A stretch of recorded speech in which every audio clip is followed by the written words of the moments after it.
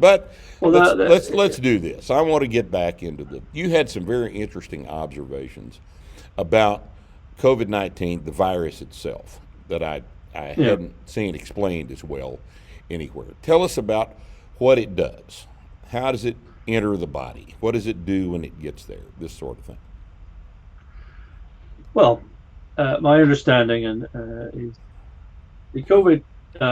Well, it's a virus, and it gets in either through your nose or your mouth. It can get into your eyes, or it can get into the oral fecal route, which is obviously through your mouth, so it can be breathed in.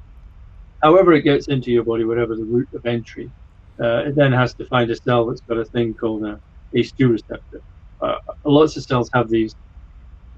Angiotensin converting enzyme is an important hormone in the body that constricts blood vessels, increases heart rate, increases blood clotting factors. Studied out.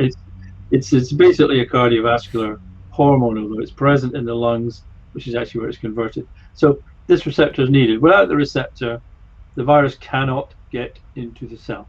It uses another protein as well, but basically the ACE2 receptor. So using this receptor, it gets into the cell.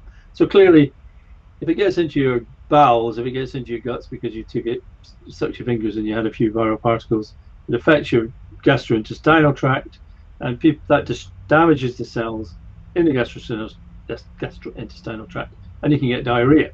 So people said, "Oh, how can you get diarrhea from COVID?" Well, it's exactly the same thing.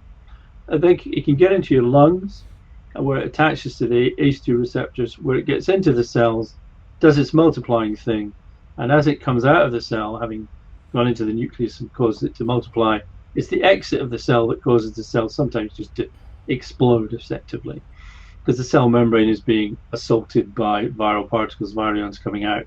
So if that happens in the lungs, you get lung damage, you get fluid in the lungs, you get difficulty breathing, the oxygen levels drop, and your lungs are effectively being attacked and damaged.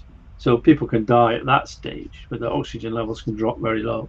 But if then the virus gets into your bloodstream, and this is where actually the greatest damage seems, or the greatest harm seems to occur, because obviously your blood vessels, all the lining of your blood vessels are lined with cells, endothelial cells that have got ACE2 receptors on them, because if that allows them to constrict and relax and all sorts of things.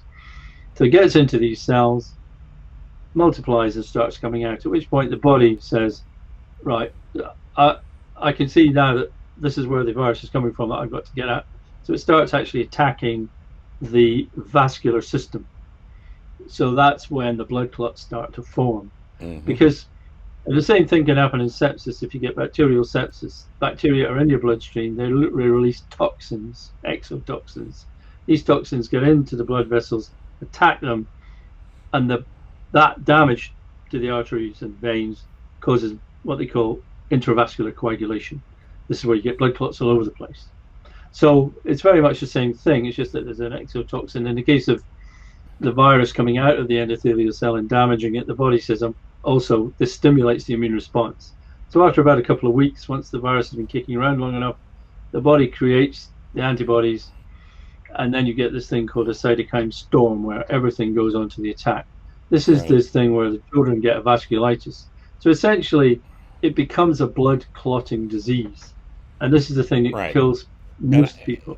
And I've heard it this basically described as a circulatory system disease, not a respiratory disease. But we're constantly being encouraged to think of this as a respiratory disease, but it really doesn't act that way.